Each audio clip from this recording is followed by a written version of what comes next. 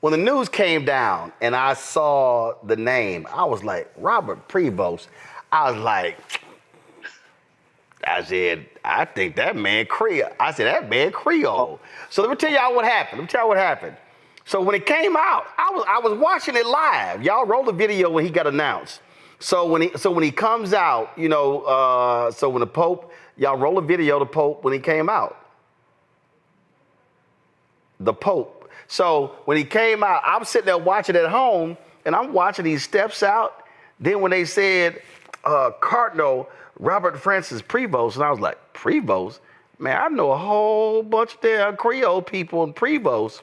Then when I saw him, I was like, then they were talking about old Chicago, they talking about Peru. I was like, Well, you always gotta wait for the news. So NOLA.com dropped this story. Says Pope Leo XIV has roots in New Orleans' 7th Ward. See his family lineage and history. So allow me to scroll up. And so they start breaking down here. Somebody said Leo XIV, he was born and raised in Chicago, has said in past interviews that he was open to the priesthood because clergymen were always in and out of his childhood home as his mother often fed them. Now we know why her cooking was so good. Both of her parents were from New Orleans. Let me keep going. Then it says here, Honora tracked down a marriage license that showed the Pope's maternal grandparents, Joseph Martinez and Louise Baquié, were wed at Our Lady of Sacred Heart on Annette Street in 1887. Joseph Martinez claimed Haiti as his birthplace, Honora said, which could very much be true given the back and forth that has always existed between New Orleans and Haiti, or he could have deeper New Orleans roots. I'm still working on that. And so basically, here's what it says here. During the 1900 U.S. Census, the couple was listed as residing at 1933 North Prior Street, a site later demolished due to the construction of the Claiborne Avenue overpass. They were also described as black. And Joseph Martinez was said to have an occupation as a cigar maker. So the maternal grandparents of the Pope, they black. Hey. From Haiti. Come on now. Oh, it's getting ready to be on like Donkey Kong now. Oh, it's on now. Oh, this is lovely. This is Francis got jokes. God, this is Francis's God jokes. is faithful. He got jokes, man. Hey, of course he coming from He good. He good. From Knowledge. We can eat some gumbo with the Pope. Come on now. I'm telling y'all, it is so funny. So I'm in a chat group, and they said whoever said he was Creole wins the prize. I was like, I'm telling y'all, when he walked out, I was like, y'all, I need everybody to understand. Y'all need to understand. My grandparents migrated from Opelousas, Louisiana to Houston, okay? Now, the reason all these old dumbass FBA people try to call me a tether, which is stupid, because my maternal paternal side, my grandfather, his ancestors, same as this here, migrated from Haiti to Louisiana. We found a manifest where one of the relatives was on a shipping manifest going from Haiti to New Orleans. And so folk who know history, they know what the whole deal here. And I'm telling y'all, when he walked out and I saw the name, I said, they said the American Pope. I didn't even think Chicago, y'all. I was like, yo, he from Louisiana? I said they grabbed the Cardinal from Louisiana? And I'm telling you, I was like, Prevost. I said, man, do y'all know how many Prevosts I grew up with at Our Lady Star to See Catholic Church in Houston? And so then I saw Chicago, Peru. I was like, I know what Prevost look like. And I'm telling you, Nola, I was like, that boy could be Creole. And now we know. I'm so not unshocked. Like, I thought everybody kind of knew that.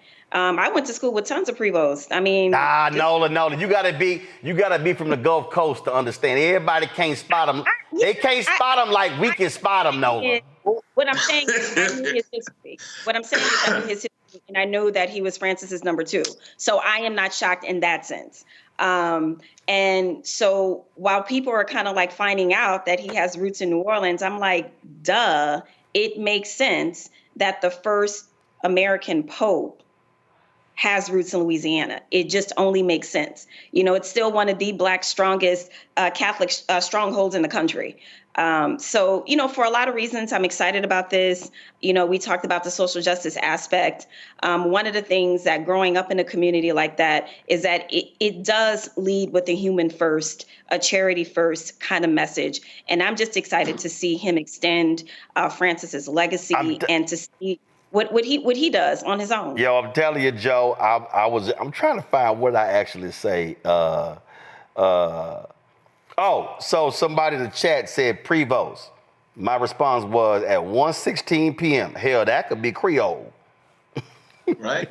That's real talk. And what's really funny, and this is kind of underscores the fear that those that feel like they're losing grip from a numbers standpoint. This underscores the fear that despite all the hate that's out there, despite all of the things that are being done, despite all of this burning of the house related to diversity and things like this, we're getting more diverse. We're infiltrated with people that are diverse and that are different and that have been around here who have rights to liberty and justice just like everybody else. And so now the most powerful men on the religious side, the religious platform, is somebody that actually has a diverse roots. And it's interesting, and I think I might have neglected to mention it before, but this is wonderful because this just reminds of the Pope standing in such a unique space to stand up against whatever, frankly, the evil order of the day might be. And so it's going to be interesting to see how all this shapes out. Hey, I just need people, Greg. People are about to learn again. This is what happens when you start talking when these idiots, these these idiots who always are trying to criticize Black immigrants. They don't know anything about this damn country when it comes to how folk came here and all of that. And I can't wait for them fools to be running their mouths. But I hope it also teaches people to understand that a huge portion of this country, under the Louisiana Purchase, was not held by the United States.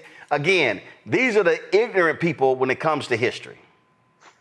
They are. And I absolutely understand, sympathize, and in solidarity with the pain, the harm, the wound that the descendants of slaves and foundational Black Americans and B1 and all these various configurations, not the scammers, shout out to Tariq Nasheed, but the people who actually feel this pain. I understand it. But ignorance is not going to ease the pain or cure the pain. Ignorance is going to deepen the pain. None of us, I'm sorry, those of you who think that somehow Black people are the original indigenous Indians of the United States of America. No, none of us are from here. And as you said, and you Nolan know this better than anybody, when I was in New Orleans last spring for the National Association of Black Social Workers Conference, spending time at the National Park Service with the rangers there, talking about the history of that region.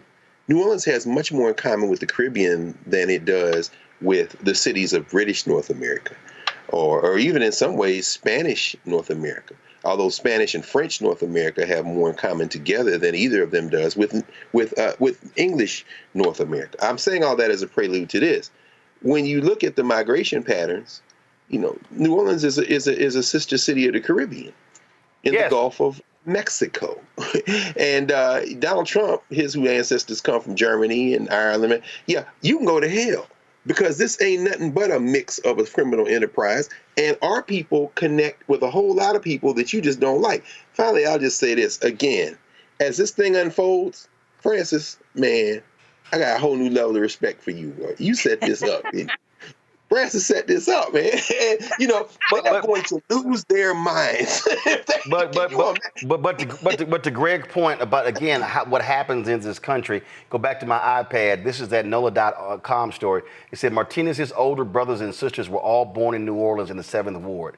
They moved to Chicago between 1910 and 1912, and like so many Louisiana families, they shifted their racial identity. They move to a big metropolis and go about what people assume you are. Now, again, for people who don't understand what that means, the reality is there are people in this country who can pass. And I done told y'all, my grandmother's sister was passing for white. And her sorry, trifling, in Louisiana, and my Aunt Rita, and her sorry, trifling-ass daughter did not call my grandmother until a month after Aunt Rita died, because she did not want us black folk rolling up to the funeral. And I told my mama this. I am tempted. Now, Aunt Rita's daughter, she married to a white man. Her kids don't know they black. Y'all know I'm tempted to make a trip. Y'all know I'm tempted to make a trip to Louisiana with my camera. Leave them folk alone. And roll up. What up, cuz? Y'all know I'm tempted. You done told it now, man. You done told it. You know you go bang on them. Roland, leave them folk alone. Let them stay where they are in their mind. The first man she was married to was a racist. My uncle, oh my God. My uncle was like, Rita? My Uncle Roy. Now, Uncle Roy was my skin color. My grandmother, his sister, was very light-skinned. My Aunt Rita was lighter than my grandmother. Uncle Roy said, Rita, but hope your ass don't die first, because we roll up here, he gonna snatch your ass out that casket. Well. So again, for folk who don't realize, the reality is, passing that is a part of our history. And the reality is there are folks who said, yo, if I can pass for white, I can have me a better life. That's just real. It's real. You know, Roland, I was stunned. J.P. Morgan, his mansion is now a cultural center, a library, around Fifth Avenue in Manhattan. And the first time I went there, it was to see a copy of the Magna Carta. There was one that had been flown in from Europe. Remember when they had that volcano and the ash had blackened the skies and they couldn't send it back. So let me run up here. So when I got there, I learned the story of the librarian who built J.P. Morgan's library, Belle DeCosta Green.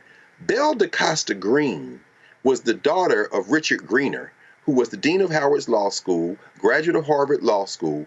But her mother took the kids after they divorced, changed their name from Greener to Green, put an E on the end, and passed for white.